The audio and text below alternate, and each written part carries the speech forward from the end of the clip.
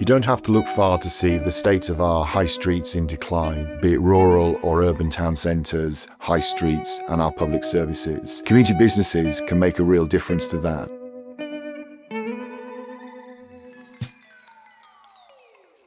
Communities are good at stepping into spaces where commercial businesses have failed, because it's those people that know exactly what is needed within those communities. There are so many buildings out there across the country that are empty, derelict, too expensive, unused. Power to Change was founded on the simple belief that communities often have the solutions to the problems they're facing, and Power to Change was there to make sure that that could happen.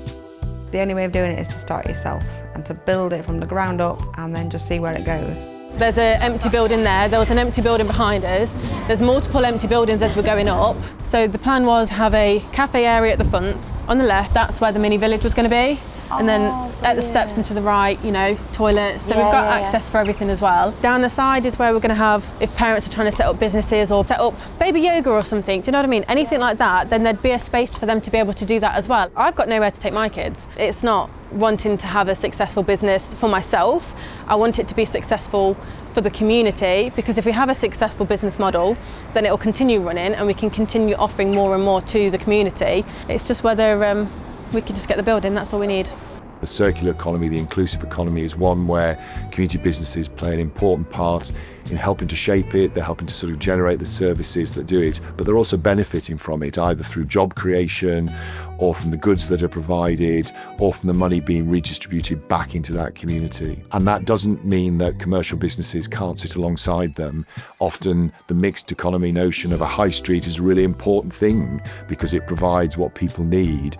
Community is in our DNA. We understand the rhythm of local life. With and alongside communities, you get better results, you get better engagement, and you get the kind of transformation and change that really sticks. There's three aspects to the revenue streams that we operate by. We trade, so we do the things that music venues traditionally do. We sell tickets, we sell beer, we sell pizza, we put coats in cloakrooms. The top floor is more of a commercial space, offices for rent, the fantastic training facility that we're sat in at the moment, and that allows us to generate an income that allows us to be sustainable. Community businesses, by their nature, have to generate wealth through providing services or goods, but by engaging the local community, they become much more resilient and much more of that wealth stays within the local economy. Community business, social economy, social enterprise, for us is ultimately, I think, about creating and retaining wealth in local communities. Any profits or surpluses that you generate are then reinvested back into your neighbourhood, back into your community to affect that local change. A rising tide lifts all ships, so if we can improve this little bit of the area and people will feel a bit proud of that themselves, then their own immediate community and themselves and their self-esteem will lift as well. It's genuinely transformational, and that's being driven from the bottom up. Community-led bottom-up regeneration is a genuine, transferable and powerful model. It works. I feel like I earned my stripes. I suppose started as some like 18-year-old who just dropped out of uni, but then they took me on, saw something in me and wanted me to stick around. Little moment for me, I guess, when they asked me to stay. I feel like I'm in the centre of something, and that it's like helping the local community.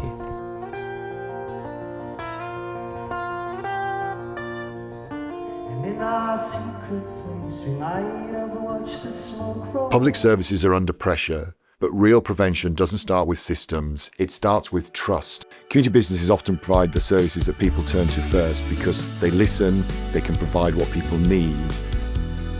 We are pooling our information, pooling our resources, pooling our knowledge. By joining forces, we think we can make a greater impact. The most rewarding thing when I go over and I see my cosies in the corner of the pub, and they're all sitting there playing the guitar saying, "Thank you for letting us come here, and thank you for doing this," and it's, "Thank you."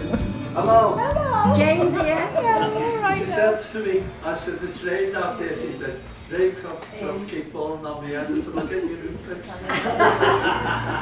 I was hoping he'd play it for me. I've been away, tonight there'll be no hesitation, no going, no going, when you're in the open.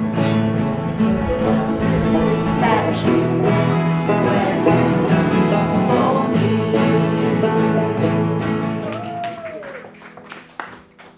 What all these stories really show is that communities aren't waiting around for permission to act. They're stepping up not because it's easy, it's because they really care.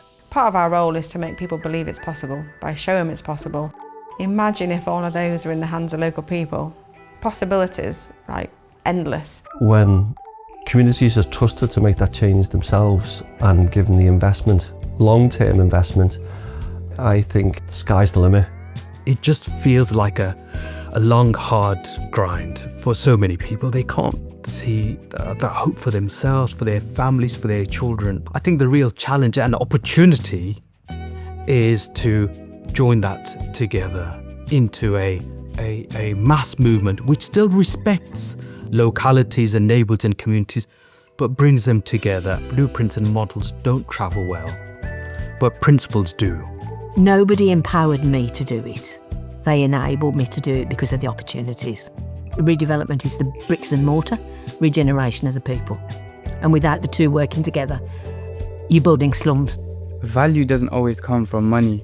Community businesses, community centres and whatnot, they have a way of really showing people they still have value. What's beautiful is we all understand the connection and how we serve the community. That's what's important, and that's why we have that synergy and we do care about each other's values and visions, because they are aligned. You're right, love.